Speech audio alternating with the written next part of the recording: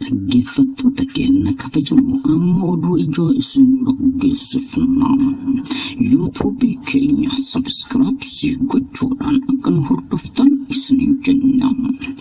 Naannoo Amaaraatti fiinxaleeyyiin Amaaraa Faanoon guyyaa har'aa kana tarkaanfiiwwan hedduu fudhatee ooleera.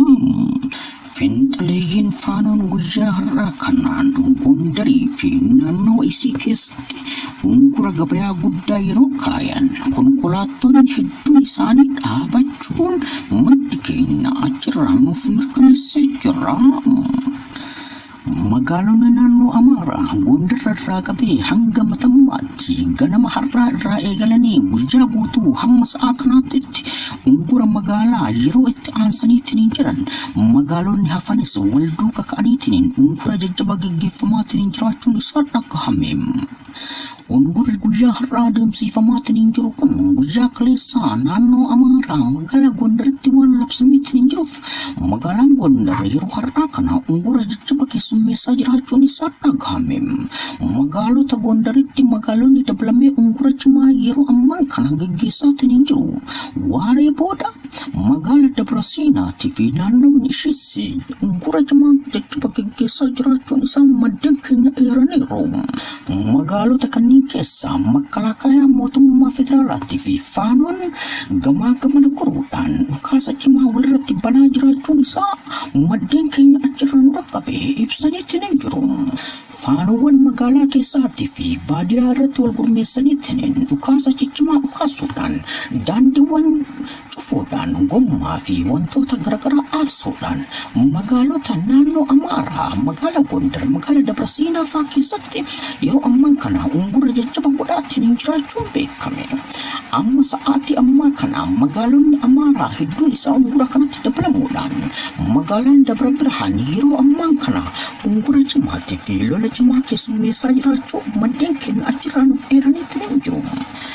Magaalaan Dabra Birhaan magaalota hedduu konkolaataan achi keessa baheetiin achirraan daandii sanirraa waan imaluuf ungurri amma Dabra Birhaanii fi Dabrasiinatti qaqqabeetiin jedhu namoota hedduu akka miidhu dubbataniitiin jiru. Konkolaattonni geejjibaa fi imaltoonni konkolaataadhaan deemanis yeroo ammaa kana magaalaa Dabra Birhaanii fi Dabrasiinaa keessa bahuu akka hin dandeenye magaalota biraa keessa dhaabataniitiin akka jiran maddeen keenya achirraa nuuf eeraniitiin jiru. Sa'aatii ammaa kana hamma oduu kana nu qopheessaatiin jirrutti magaalaa Dabra Birhaan keessatti Makalakayaa raayyaa ittisa biyyaatii fi Faanoowwan naannawa isheetii fi magaalaa keessa wal ari'aa jiraachuun isaa beekameetiin jira. Magaalaa Gondaritti immoo Faanoowwan tarkaanfii jajjabaawwan gargaraa fudhataa jiraachuun isaanii dhagahameetiin jira. Ungurri kun guyyaa kaleessaa waan labsameetiin jiruuf guyyaa har'aa immoo magaalota xiqqaa dabalatee magaalaa Gondar magaalaa Dabrasiinaa magaalaa Dabra Birhaan keessatti ungurri cimaan gaggeeffamaa jiraachuu maddeen keenya eeraniitiin jiru. Dhaggeeffattoota keenya kabajamoo ungura yeroo kana keessatti adeemsifamaatiin jiru kana keessatti manneen yaalaatii fi hospitaalota ambulaansii fi mana daabboo qofa kan hin ungurre ta'uu ibsaniitiin jiru.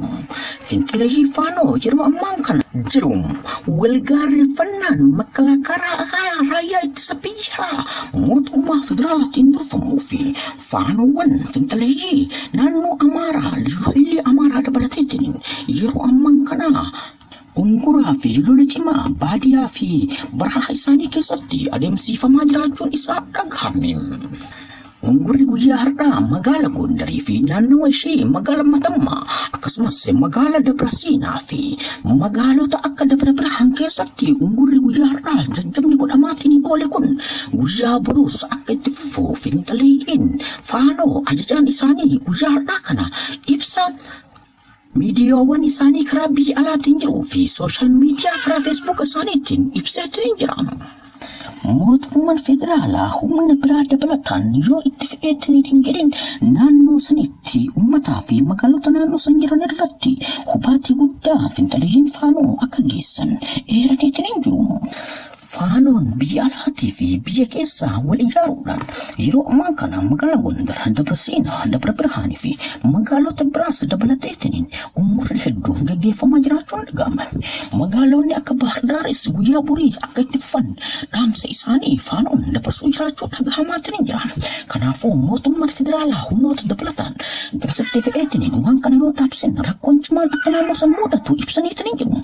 Dhaggeeffattoota keenya kabajamoo harkaa gatiin kennina yuutuubii keenya kana sabiskiraapsii gadi tuquudhaan akka nu hordoftan isiniin jenna. Galatoomaa isin jaalanna.